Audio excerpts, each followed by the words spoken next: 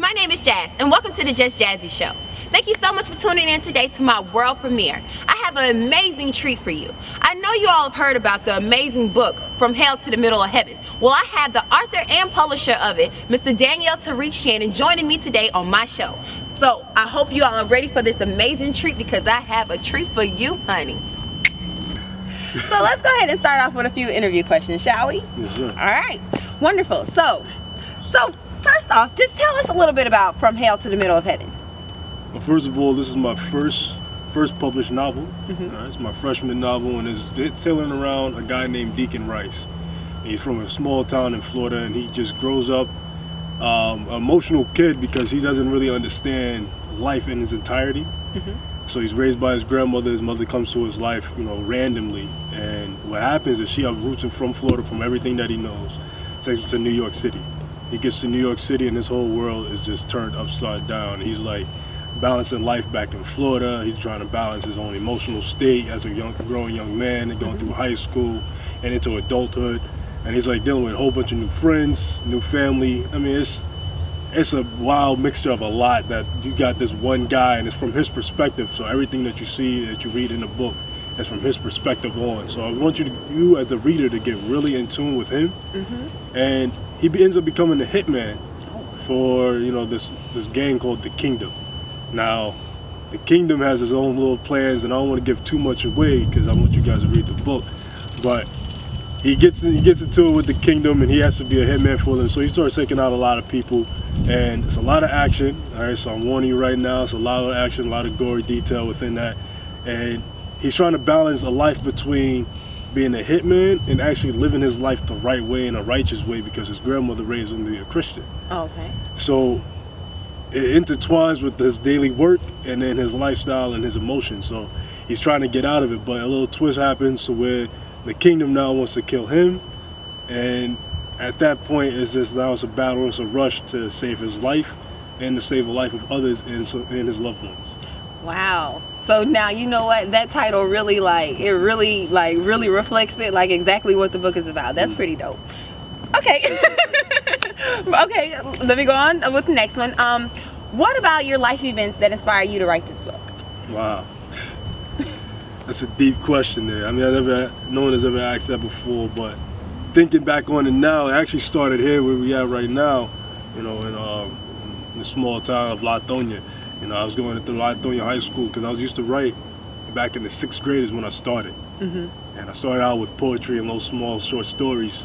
And I was told from a language arts teacher that my work was horrible, that I would never be able to, I would never be able to stay focused to write, to finish a novel. Mm-hmm. My writing needs a lot of detail. My poetry was off, so it kind of discouraged me a little bit, and it made me actually fall back from writing. But thinking back on it now, I was kind of motivated a little bit by that. So growing up, after high school, I went into the Marine Corps, and right now I teach martial arts in the Marine Corps. So I'm a martial arts instructor, and from that love of martial arts and that love of action, me being a creative person, always thinking about multiple different characteristics, I wanted to put that in a book. So not only did I give you guys my style of poetry, I gave you my creative thoughts, my books, and it was something that I just had to develop from a young age, from just being, like I said, basically being told no, or all this negativity that was around me. All right. That's good. All right. So this question is about to probably really hit you. What would you tell your younger self now? Your younger writing self. What would you tell your younger writing self now? I basically say don't get discouraged. Keep writing. When people tell you no, there's always other opinions. Take second opinions. Basically develop more. Use that creativity that I had back then, because I didn't have too many friends, but at the same time, I was always a self-thinker. I was always someone that stayed to myself. Yeah. So I'll tell that person to write that stuff down, write your thoughts down, and get your thoughts out there. Let people know, because if I would have done that back then, I probably would have more than one book already published. I'd probably be a world-renowned author right now, but I definitely tell myself to keep going, keep being, keep pushing, keep going forward, stay positive, and don't get discouraged. Wonderful. I like that. Get inspired. Definitely. Okay. So my next question is, give an estimation of like how many unfinished and half-finished books you have, like in the making, in the works right about now. Wow. You must be quite a writer. Look at you. Right now I have two poetry books, like just straight poetry of my poetry that I got written down right now. That's in the queue. There's nothing, no set dates for those yet, but eventually they'll be coming out. I just got to develop a little bit more. Okay. But as far as novels like this, I have a total maybe about 15 in the works right now. And I know a lot of people think that's a lot of books, you know, a lot of things to stay on top of, but I don't have a publisher right now. I'm not underneath no type of publishing company, so I'm working on my own time. So I could do a lot of things on my own. So I'm taking it one step at a time, but I do have a couple people that I use as a development team to help me with certain ideas and to help me from step by step, because I do have multiple books that's in the work, plus a couple comic books that I want to start working on too. So that's coming at you. Nice. All right, and for my final question, now that you have this published book, how has that changed your complete writing process? Or just your writing process in general? It felt a little bit almost like a dream when I was writing it. When I'm typing it out, because I actually started out on a notebook, and then I started typing it on my cell phone. So I basically had the book halfway finished on a cell phone. Wow. So it was taking lots of time, lots of dedication, a lot of battery life. Oh. You know what I'm saying? I can only imagine. It's going out that. So when I finally got it transferred to a computer and I was doing it on a computer PDF, it didn't feel real until I finally got the hard book, like the paperback. Yeah. And when this finally came in, I mean, it was like solid, like something I could flip through, I could look at. Like everything in here is something that I wrote.